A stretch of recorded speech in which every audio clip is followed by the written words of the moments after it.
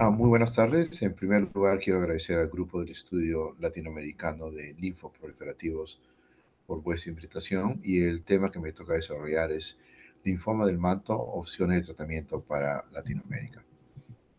Y el día de hoy lo que quiero hacer es darles un poco de la historia del primer paciente del linfoma del manto. Y aquí tenemos la foto del profesor Karl Lenner de la Universidad de Kiel. Como ustedes saben, existe el Kiel Classification de linfomas. Y es importante mencionar que en 1974, profesor Lenner habla ya de células de origen. Ustedes pueden ver, clasifican los linfomas basados en el tamaño de las células centrocíticas o centroblásticas. Hablan de la biología del linfoma, linfoma indolente o agresivo, y también hablan de ciertos fenotipos de linfomas, como el linfoma de células B y de células T. Profesor Lenner también acuñó la definición del linfoma de bajo grado centrocítico, y esto basado en las características de las células malignas que son de un tamaño pequeño a mediano y con una proliferación homogénea en en, en la biopsia del linfoma. Y esto es el primer paciente, se llama paciente K. Estos son los files del profesor Lenner, en el cual él menciona que este paciente tiene un nuevo tipo de linfoma que se conoce como el nombre de linfoma centrocítico, y esto fue publicado, como ustedes ven, en el año de 1974 en Lancet. De allí se descubrió que los linfomas centrocíticos, así como los linfomas linfocíticos intermediarios, compartían una anormalidad molecular, que es la translocación 11q13 en los breakpoints. Y básicamente 52% de los linfomas centrocíticos tienen rearreglos en el gen del BCL1. Más adelante se descubrió que la translocación 11-14 ocurría en la gran mayoría de estos pacientes con linfomas centrocíticos, y Elaine Jaffe y Raphael postularon que el término de linfoma del manto, porque tanto los linfomas centrocíticos como los linfomas linfocíticos intermediarios compartían no solamente hallazgos morfológicos comunes, también hallazgos inmunológicos, y más importante, tenían unas anormalidades moleculares características, la más importante siendo la translocación 11-14, de tal manera que se propone por primera vez el término del linfoma de células del manto. Y desde allí se publica en 1992 una propuesta para unificar estos linfomas centrocíticos y linfocítico indiferenciado bajo el nombre de linfoma del manto, y en 1994 el linfoma de manto es incorporado dentro de la clasificación real de los linfomas. Ahora, por supuesto, ya tenemos mejor identificado el linfoma del manto, el diagnóstico es bastante certero, y lo que ustedes ven aquí es esta proliferación homogénea de células de tamaño mediano a pequeño mediano. Por inmunofenotípico, las células van a ser positivas para CD5, CD20 y negativas para CD23. Y este es el hallmark, o la característica importante del linfoma del manto, que es la translocación del 11-14, en el cual el gen BCL1 es puesto bajo el control de la cadena el gen que encode la cadena pesada de inmunoglobulina. Esto va a llevar a una desregulación del protooncogen BCL1, que resulta en la overexpresión de ciclina D1. Aquí es para ver cómo es que diagnosticamos el linfoma del manto usando FISH. Es la overexpresión de ciclina D1, que es característica del linfoma del manto. Actualmente también por immunohistochemistry podemos ver la expresión de P53 en aquellos pacientes que tienen anormalidades de P53, como vamos a definir más adelante. Y también se vio de que existían variantes histológicas diferentes del linfoma del manto: el linfoma clásico, blastoide y el pleomórfico, las dos últimas de un comportamiento mucho más agresivo comparado con el linfoma clásico. Bien, lo importante es para cerrar esta parte de mi de mi exposición es que uno de los alumnos del profesor Lenner, el doctor Kapler, publicó en la revista Leucemia en 2013 los hallazgos de haber tomado de los archivos patológicos. Tomó la biopsia del paciente K, el paciente número uno, que el profesor Renner lo identificó como linfoma centrocítico. Y con las tecnologías actuales fue capaz de confirmar que este paciente con linfoma centrocítico overexpresaba ciclina D1 y, más importante, tenía la translocación 11-14, ¿no? De tal manera que este primer paciente, el paciente K, fue en realidad un paciente con linfoma del manto. En ese entonces se conocía como linfoma centrocítico. Bien, entonces de los 70 a los 90 hubo muchos avances en el entendimiento biológico, inmunológico, los hallazgos moleculares del linfoma del manto. La pregunta es qué avances se hicieron en el tratamiento de primera línea del linfoma del manto, ¿no? En esos años el linfoma del manto era considerado un linfoma bastante agresivo que tenía que ser tratado inmediatamente. Ahora sabemos que el linfoma del manto existen varias presentaciones clínicas, inclusive con un linfoma del manto indolente, en el cual podemos hacer watchful waiting. Entonces, en primer lugar, usamos la quimioterapia para el tratamiento inicial, CHOP y Percival, desarrollada en el MD Anderson, ISAB, DHAB, y lo que se vio que hubo una respuesta alta, completa, pero todos los pacientes eventualmente relapsaban.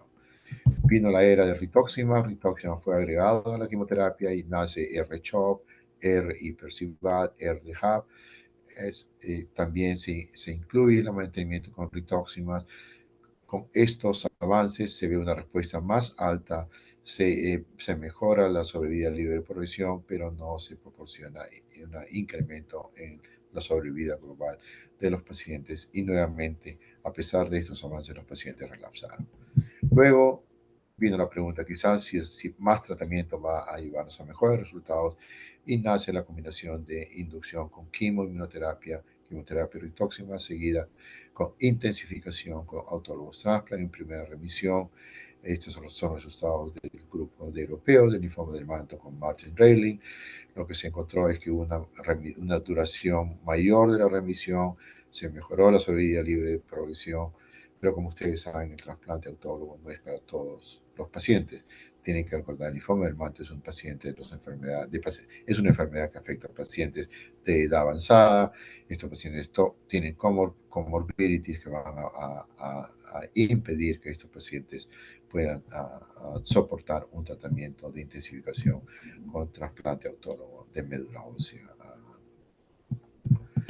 Bien, y ahora lo que quiero mostrarles es la evolución en la terapia del linfoma del manto. Acabamos de describir lo que pasó en la época de los 90 hasta el 2005. Ya les mencioné quimioterapia, luego se dio rituximab, quimioterapia y trasplante autólogo como consolidación en primera remisión. A partir del 2006 se aprueban en los Estados Unidos bortezomib, bendamustine, lenalidomida y en la Unión Europea el temsirolimus. A partir del 2013 tenemos los inhibidores de BTK, el primer que será aprobado por la FDA, y Ibrutinib, y ahora tenemos Acalabrutinib, Zanubrutinib, y también se evidenció en estudios clínicos largos la importancia de mantenimiento con rituximab en aquellos pacientes que reciben inducción con R-CHOP o con bendamustine rituximab. Y actualmente estamos en la cuarta generación que empieza el 2020, en la cual tenemos las terapias con CAR T-cells, tenemos los non-covalent inhibidores de BTK como pirtobrutinib, los T-cell engaging monoclonal antibodies, también conocidos como biespecíficos, y actualmente en la terapia inicial nos estamos moviendo, alejando de quimioterapia convencional y estamos combinando inhibidores de BTK con inhibidores de BCL2 y anticuerpos monoclonales contra CD20 como son rituximab y obinutuzumab. Y vamos a volver a ver un renacimiento de las vacunas. Ya estamos viendo las vacunas de RNA mensajero para pacientes con melanoma, cáncer de próstata, cáncer de cerebro, y el grupo de MD Anderson está iniciando estudios con vacunas para el linfoma del manto. Nosotros también, nuestro grupo va a estar compitiendo en este campo de vacunas. Bien, pero esto es lo que tenemos aquí en los Estados Unidos, ¿no? Entonces es muy probable que en Latinoamérica estos tratamientos de cuarta generación todavía no estén disponibles. De tercera generación, es probable que en algunos países de Latinoamérica ya tengamos los inhibidores de BTK y rituximab mantenimiento, pero sé que en algunos países, por ejemplo, en el Perú, cuando conversé con Brady Beltrán, en el Sistema Nacional de Salud o en el Sistema de Seguridad Social, los inhibidores de BTK no están todavía disponibles, por lo tanto que en algunos países de Latinoamérica no vamos a contar con estas terapias dianas. En lo que se refiere a segunda generación, bueno, el Tensirolimab solamente en la Unión Europea, y sé que en muchos países de Latinoamérica tienen bortezomib, bendamustine y lenalidomide, pero también existen países en los cuales lenalidomide no está disponible. De tal manera que los tratamientos que en algunos países de Latinoamérica van a estar disponibles van a ser quimioterapia con rituximab, trasplante autólogo, trasplante halogénico, bendamustine, bortezomib y mantenimiento con rituximab. De tal manera que en ciertos países de Latinoamérica las opciones van a ser bastante limitadas. Pero vamos a ver qué es lo que podemos hacer con lo que tenemos, ¿no? Bien, este slide yo ustedes lo han visto en varias ocasiones. Es como yo veo el linfoma del manto. Es el linfoma del manto indolente, leucémico no nodal, que representa el 10 al 20%. En el otro extremo tenemos 20% de linfoma del manto que son agresivos, y en el medio tenemos los linfomas del manto clásico o nodal. Lo que hemos aprendido es que ese grupo de linfomas indolentes provienen del centro germinal, tienen mutación del IGHV y usualmente tienen una expresión baja o ausente del SOX11, que es un factor de transcripción. En lo que se refiere a los linfomas clásicos y los linfomas agresivos, estos vienen del centro no germinal, tienen una IGHV que es no mutada y tienen expresión de SOX11, lo cual hace que el genoma de estos linfomas del manto sea inestable.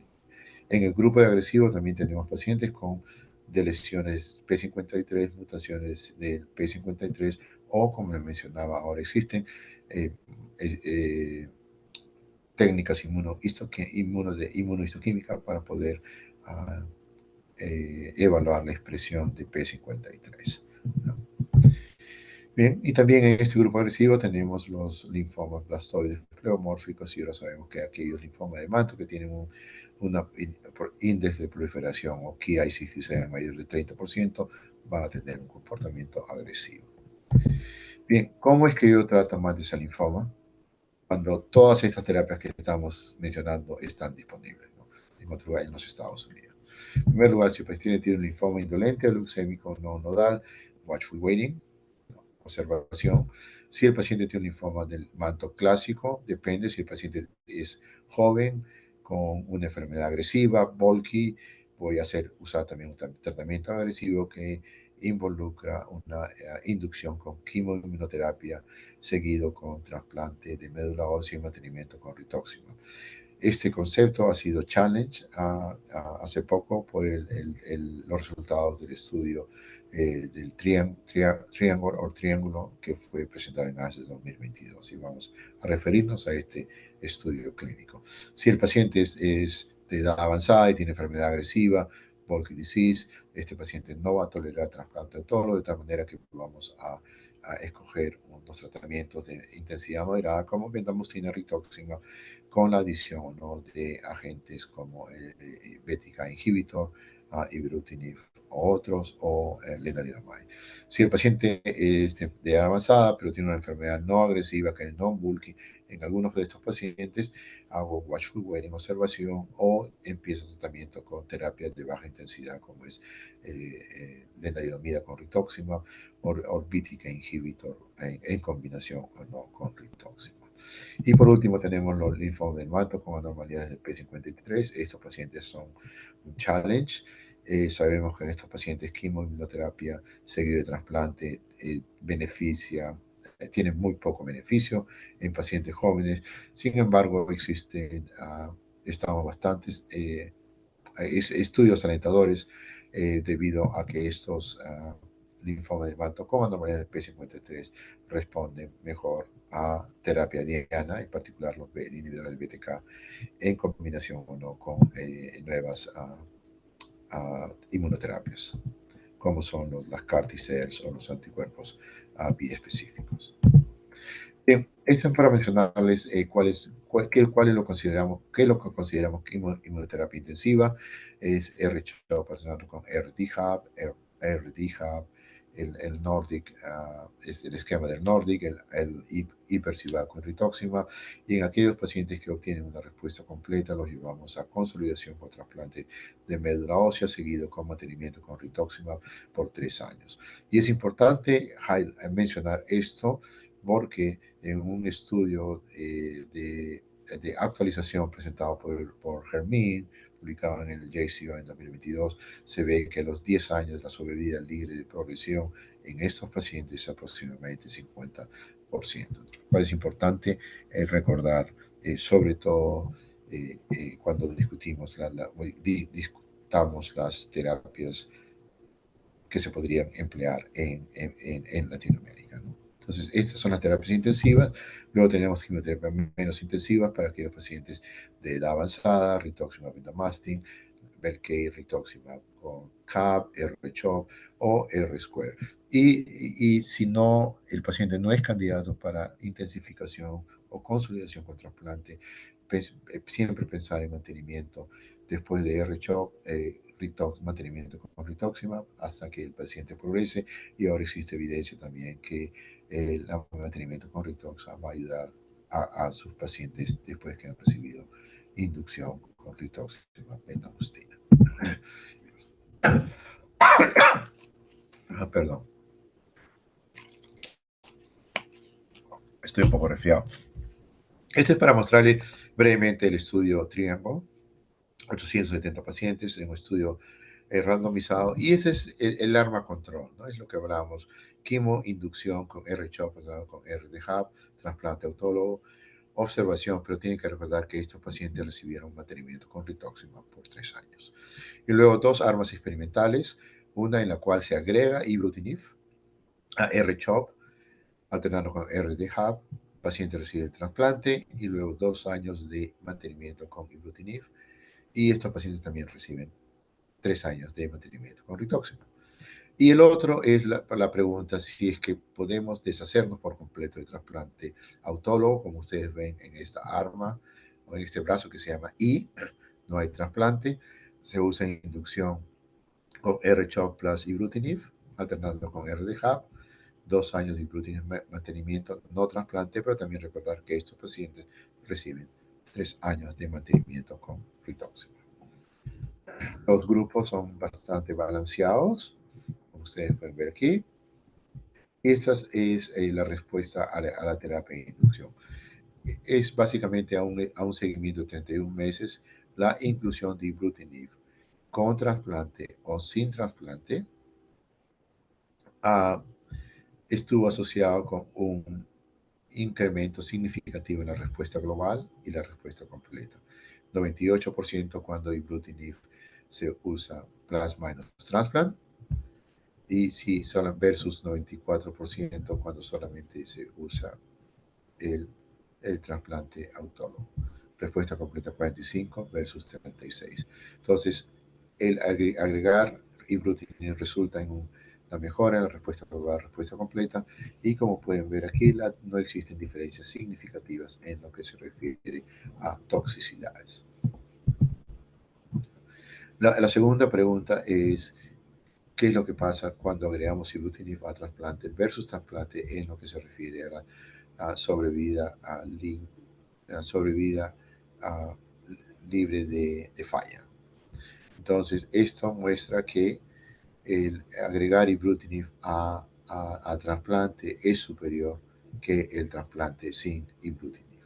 La conclusión que es el agregar ibrutinib al trasplante autólogo resulta en una sobrevida libre de falla superior comparado con trasplante autólogo sin ibrutinib, con una reducción de 8% favoreciendo ibrutinib, lo cual fue estadísticamente significativo.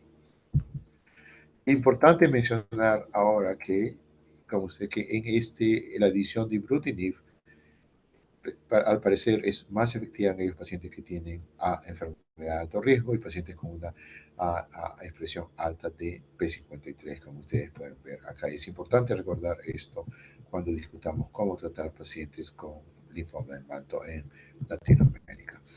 No, si comparan trasplante versus no trasplante, o sea, trasplante, trasplante versus ibrutinib, en el cual no hay trasplante, no hubo una diferencia significativa. Pero es importante mencionar que si ustedes combinan trasplante con ibrutinib, ese grupo va a tener mayor cantidad de efectos colaterales debido a las morbilidades asociadas con el trasplante. Entonces, la arma de ibrutinib no fue inferior al el tratamiento estándar de trasplante autólogo que usamos en estos días. Y aquí es la sobrevida global. Es un seguimiento de 3 años, no hay diferencia en la sobrevida global, pero quiero mencionarles, miren la sobrevida global de los pacientes en azul. Estos son los pacientes que tratamos con el tratamiento tradicional, sin ibrutinib. Es bastante, yo creo que es bastante importante, ¿no? Y aquí tenemos la sobrevida global de aquellos pacientes que recibieron trasplante con ibrutinib y pacientes que recibieron ibrutinib sin trasplante, ¿no? Entonces, mencionar que la sobrevida global en estos a 3 años es bastante importante. Basado en estos resultados, la NCCN Guidelines incluyó el régimen, el Triangle, en la Induction Therapy como una categoría 2A y también el mantenimiento con el BTK por 2 años, ¿no? Lo importante es que si bien es que el Triangle se realizó con ibrutinib, el NCCN Guidelines dice que también se podría usar otros BTK inhibitors como acalabrutinib o zanubrutinib. Bien, entonces, ¿cómo es que trataría yo paciente linfoma del manto en Latinoamérica? Cuando sabemos que no todas las terapias están disponibles, no hay CAR T-cells, no hay bispecíficos y post-triángulos. Entonces, lo importante es cuáles son los goals, los objetivos de nuestro tratamiento. En primer lugar, identificar a aquellos pacientes con linfoma del manto indolente, porque estos pacientes se van a beneficiar de watchful waiting. En segundo lugar, debido a que no tienen acceso a todas las nuevas terapias dianas o inmunoterapias, entonces lo que ustedes tienen que hacer es tratar de escoger un tratamiento que les proporcione la mayor duración de remisión en años. ¿Por qué es esto importante? Porque esto les va a permitir que las terapias dianas o inmunoterapias sean aprobadas por los organismos regulatorios o las entidades de salud en vuestros países. De tal manera que si a un paciente le dan esta terapia y está en remisión por 3 o 4 años, es posible que en 3 o 4 años los nuevos tratamientos estén disponibles, su paciente relapsa, entonces ustedes pueden ofrecer esos nuevos tratamientos a estos pacientes. Y yo les digo, en el año 2000, ese es el approach que tuvimos, la estrategia que tuvimos. Lo que usábamos fue inducción con quimo, rituximab, trasplante autólogo y mantenimiento con rituximab en aquellos pacientes que podían tolerar esta estrategia, ¿no? Entonces, esta estrategia nos permitió que muchos de los pacientes todavía estén vivos ahora, porque les dimos trasplante y estuvieron en remisión 3, 4, 5 años. En 2013 se aprobó ibrutinib, luego se aprobaron CAR T-cell, se aprobaron bispecíficos, combinaciones sin quimioterapia, de tal manera que estos pacientes que relapsaron después de trasplante o de terapia de inducción con bendamustine rituximab seguido de rituximab maintenance, al momento que relapsaron tenemos otras opciones terapéuticas que nos permiten secuenciar las terapias para obtener lo que se conoce como la cura funcional del linfoma del manto. Entonces, en los últimos minutos voy a deciros, bueno, cómo trataría los pacientes en Latinoamérica. Si el linfoma es un linfoma indolente, watchful waiting. Si es un linfoma clásico, si es un paciente joven con enfermedad agresiva y bulky disease, si tenemos BTK available, lo voy a usar ya sea el ARM, trasplante plus ibrutinib, o el ibrutinib, o sea, quimo inducción con ibrutinib, no trasplante, pero ibrutinib maintenance por 2 años con rituximab por 3 años. Si no tienen el BTK, bueno, lo trataría con el trasplante tradicional. Quimioinducción, trasplante seguido mantenimiento con rituximab por 3 años, debido a que no tienen el BTK. Si el paciente es un paciente de edad avanzada, con enfermedad agresiva y bulky disease, nuevamente, los BTKs están aprobados en vuestro país, quimioinmunoterapia con ibrutinib. Ahora, dependiendo de las comorbilidades, si ustedes piensan que la combinación de DHAP con CHOP es muy intensa, quizás podrían usar R-CHOP plus ibrutinib o otras combinaciones plus ibrutinib o ibrutinib rituximab seguida de mantenimiento con ibrutinib por 2 años y rituximab por 3 años, que es el brazo ibrutinib del estudio Triangle. O en otros pacientes pueden usar la combinación de bendamustine rituximab plus ibrutinib basada en los resultados del el estudio SHINE. Si el BTK no está disponible, entonces lo que pueden usar es bendamustine rituximab seguido de mantenimiento con rituximab o la combinación de rituximab con Revlimid. Si el paciente es de edad avanzada, enfermedad no agresiva, non-bulky, watchful waiting, el BTK is available, está disponible, BTK con o sin rituximab, followed by mantenimiento con ibrutinib for rituximab. Si el BTK no está disponible, una buena terapia es la combinación de R-Square o rituximab Revlimid. Bien, ¿y qué vamos a hacer con los pacientes con linfoma del manto con lesiones de P53 o mutaciones? Si el paciente es joven con enfermedad agresiva, bulky disease, trasplante halogénico. Si no se hace trasplante halogénico en sus países y el BTK está disponible, lo podría en el arma o en el brazo de trasplante plus ibrutinib o ibrutinib, de acuerdo al estudio Triangle. Si no existen donadores y el BTK no está disponible, consideraría ya un trasplante tradicional o existe data de que si estos pacientes se pueden beneficiar con la combinación de rituximab con Revlimid. Si el paciente es de edad avanzada, con enfermedad agresiva, bulky, estudios clínicos. Si los BTK están disponibles, quimioinmunoterapia más ibrutinib seguido de ibrutinib mantenimiento, rituximab, nuevamente, al estilo de el brazo ibrutinib de Triangle. El BTK no está disponible, bueno, tenemos problemas ahí. Lo único que nos queda quizás intentar es usar la combinación de Revlimid con rituximab.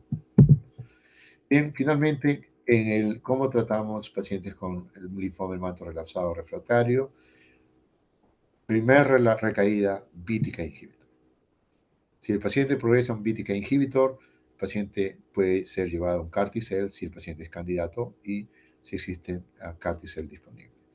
Si no, el paciente va a ir a non-covalent BTK inhibitor como pirtobrutinib o combinación de BCL2 inhibitor con anti-CD20 anticuerpos, estudios clínicos biespecíficos, R-Square, bendamustine rituximab o otras quimioterapias con rituximab.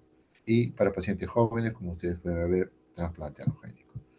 En Latinoamérica es muy probable que ustedes no tengan en todos los países CAR-T-cells, entonces esta opción no existe. Es probable que la PIRTO, biespecíficos y venetoclax no estén aprobados o disponibles. Y espero, ¿no?, de que el goal debería ser que los BTK inhibitors sean aprobados en todos los países de Latinoamérica. Pero sé también que en algunos de los países de Latinoamérica no existen BTK inhibidores, de tal manera que si el paciente relapsa, lo que van a tener disponible va a ser R-Square y quimioterapia convencional con rituximab. De tal manera que el mensaje es tratar por todos los medios de convencer a las autoridades de salud que se apruebe por lo menos los inhibidores de BTK. Y en el futuro, si van a invertir en CAR-T-cells versus anticuerpos biespecíficos, mi recomendación para Latinoamérica es es tratar de abrir estudios clínicos con anticuerpos biespecíficos. Estos anticuerpos biespecíficos, los resultados son muy similares a los resultados que se obtienen con CAR T-cells. Como saben, con CAR T-cells se requiere una inversión bastante grande, el costo es bastante elevado, no va a ser disponible para todos los pacientes con linfoma del manto en Latinoamérica. Sin embargo, los anticuerpos específicos están listos, off the shelf, se pueden dar dosis repetidas y están asociados con menos efectos colaterales del síndrome de liberación de citoquinas, así también como neurotoxicidad, ¿no? Espero que esta conferencia los ayude a tomar decisiones para el tratamiento de vuestros pacientes en Latinoamérica. Muchas gracias por su atención.